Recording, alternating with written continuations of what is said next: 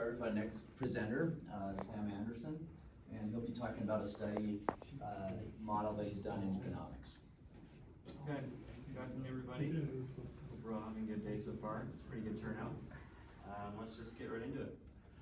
So we kind of asked a fundamental question, which is how to maximize the profit for a firm.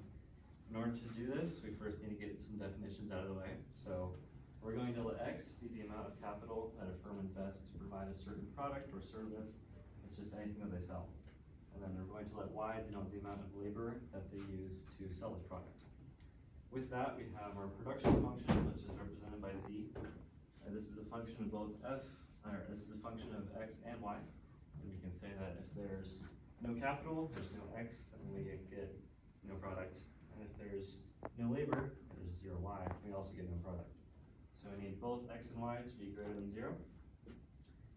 And a typical production function represented by X and Y is given on screen, where capital A is just a factor of production, it's a scalar quantity. We're not worried too much about it during this project.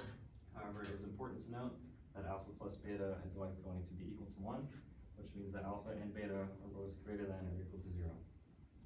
We're also going to look at the demand function, P of Z, which describes the price of a certain product at a production level Z.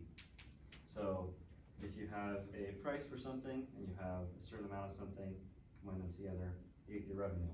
So revenue is represented by R, which is simply just your demand multiplied by your production function. So this is how much money the company is making. And now we want to look at how much, first, we want to look at what this production function actually is in relation to the demand function. So remember, P of Z is your demand. This is described as 1 over 1 plus Z. And if we multiply that by our production function, we get Z over 1 plus Z. So this will be important later. We're going to be taking some partial derivatives. And Z will always be equal to X to the alpha power multiplied by Y to the beta power. So another thing that a firm needs to put money into is their costs, where R is the interest rate that they use, or that they have to pay back to borrow X amount of capital, and W is the wage rate, which is how much they have to pay for the labor that they're using. So profit is then represented by pi of XY, where it's simply the revenue minus the cost. This is just how much money they're making overall. And this is represented by R of XY minus all of that. We can then do some algebraic manipulations to get the rate of return on the investment of X units of capital, which is shown by Q of XY, which is on the bottom. With this, we can now ask our main question, which is how do we maximize profit without any constraint? We're just saying, okay, how much money can you actually make? So recall the profit function is given on screen by pi of XY. From calculus, you'll remember that to find the maximum, you need to find critical points where the derivatives are equal to 0. So we'll first set the derivative of the X component equal to 0, derivative of the Y component equal to 0, and then we can find some critical points. So we simplify both of these partial derivatives, and we have what we see on screen. You'll notice that the first parts of these are exactly similar. We purposely did this so we can make the last parts equal to each other, make it this relation. And then we can give a relation of X onto Y, where R1 is just that relating factor, which is R beta over W alpha. We can then use this relation, just Y equals R1X, plug it back into our partial derivatives, and simplify to get what you see on screen. It doesn't look very simple, but it is all in terms of X. So we then have our critical point at X, and we can use that relation we found earlier to find the critical point in Y. Combining these, we get our single critical point at X naught, Y naught, which is our unconstrained maximum. This is just how much money a firm can make. How can we confirm that this is a maximum? Well, in calculus 3, we use this equation to confirm if something is a maximum. So first we need to see the double derivative in the X component of our, we need to make sure that that's less than 0, and then we can do everything else. So first we calculate the partial derivatives of the revenue with respect to X and with respect to Y. We'll need to obviously do this more times and in different orders next. However, this involved, I think, 2 or 3 quotient rules. It was not too fun, but it was doable. have what you see on screen for Rxx, Ryy, and Rxy. You'll notice that the denominators in the first two are the same, but in the last one it is different. This becomes an issue to deal with later. However, we do still have to confirm that Rxx is less than 0. So if you look at this term, alpha minus beta, we can use our fact earlier that alpha plus beta equals 1. Make a substitution that alpha minus 1 is equal to negative beta.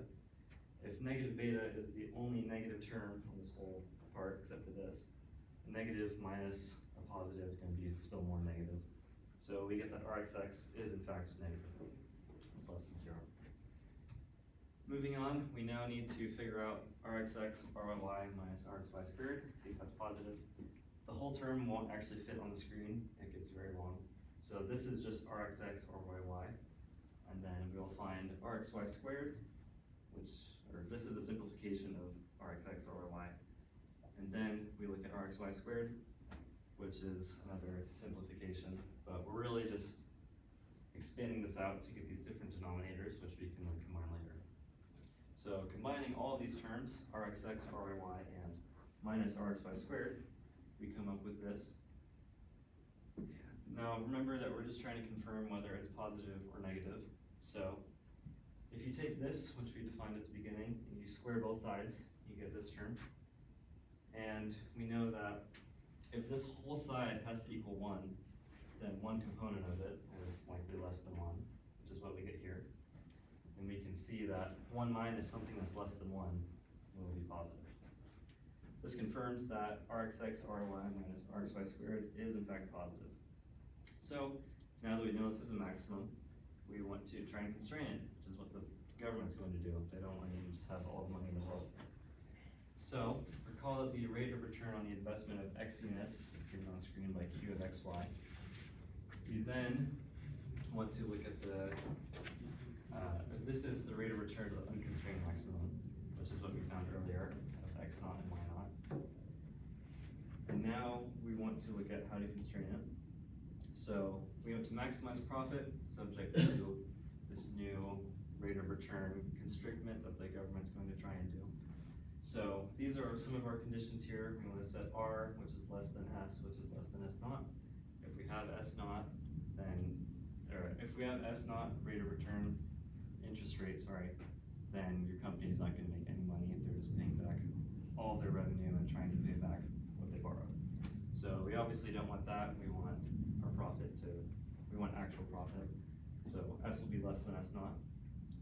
Then we will describe our new constrained profit equation as H of XYS, which is very similar to the profit equation where we just substitute S for R. If we do a little bit of algebraic manipulation, we can see the conditions on the bottom. So for all X greater than 0, which is what we want to invest money, we don't want to make no product. For all X that is positive, we get that H of XYS is then less than or equal to 0. So, you remember earlier when we found X naught and Y naught, if we plug this into our rate of return equation, we get that. It is pretty ugly, but we're not going to worry too much about this for now. We actually are going to try and maximize our profit subject to this constraint now. This is done with the Crush-Cohn-Tucker conditions, which is what you see on the screen. From calculus 3, we also did something similar to this in the Lagrange multipliers. Remember that? We simply say that the gradient of the profit is equal to some factor mu times the gradient of the constrained profit. First, we're going to look at the second condition, which is mu h equals 0, which means that either mu equals 0 or h equals 0. We're going to try and first assume that mu equals 0. Doing this, we plug some values into the bottom, and we come up with a contradiction because this says that S naught is actually less than S, which is not something we want. We want S to be less than S naught. So we then know that condition 2 from Crush-Cohn-Tucker conditions must be satisfied by the fact that h equals 0 and mu is greater than 0. Now we can look at the first condition, which talks about the gradients. So we first find the gradient of the profit in respect to X and Y, and the gradient of the constrained profit equation in X and Y. And remember that we have to multiply this by mu, which is what we do on the next slide.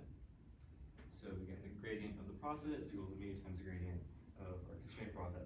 It may be tempting to say that mu equals 1, especially if you look at this term right here. It's like the exact same things. However, if we go through with saying that mu equals 1, we also get a contradiction because we cannot have that s equals r. The equality we must satisfy is that r is less than s, which is less than s naught. So if we look at these conditions again, we notice that we have an r, the partial derivative of x, and an r, partial derivative of y. Earlier, we actually found these, and we can plug them in and find a term that relates x and y, which is what we will be doing. So doing this, we get another relation of x and y, where I call this the block. I denote it with a capital B. We will use this later, but it's just simpler to make it into some term for now.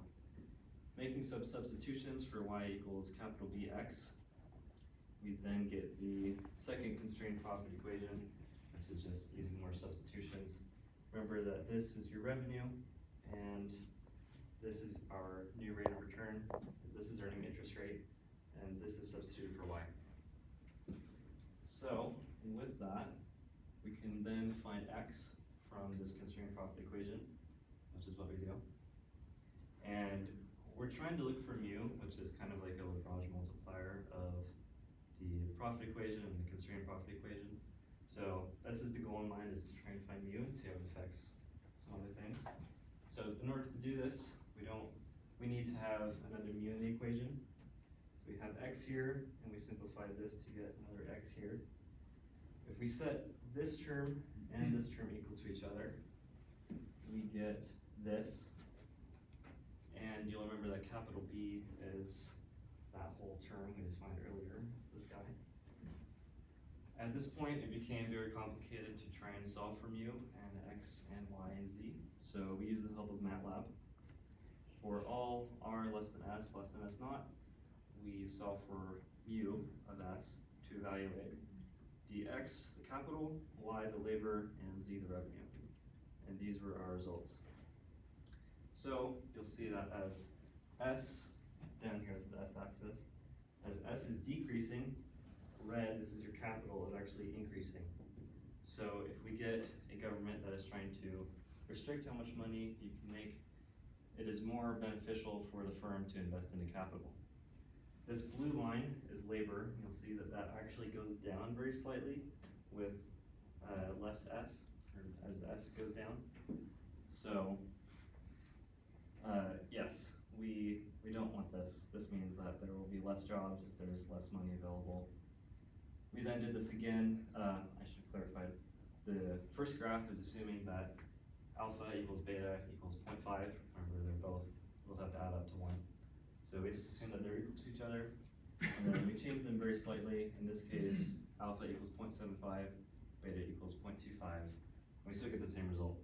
The blue line, which is our labor, is still going down, and red line, which is our capital, is still going up.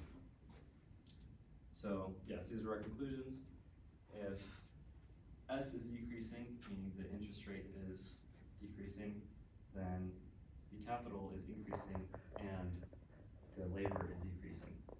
This means that if the government reduces the rate of return for a firm, the firm will react by increasing capital and decreasing the amount of labor, therefore reducing the number of available jobs. So if any of you guys have connections to the government, make sure they're not capping the amount that companies can make that much. That reduces jobs.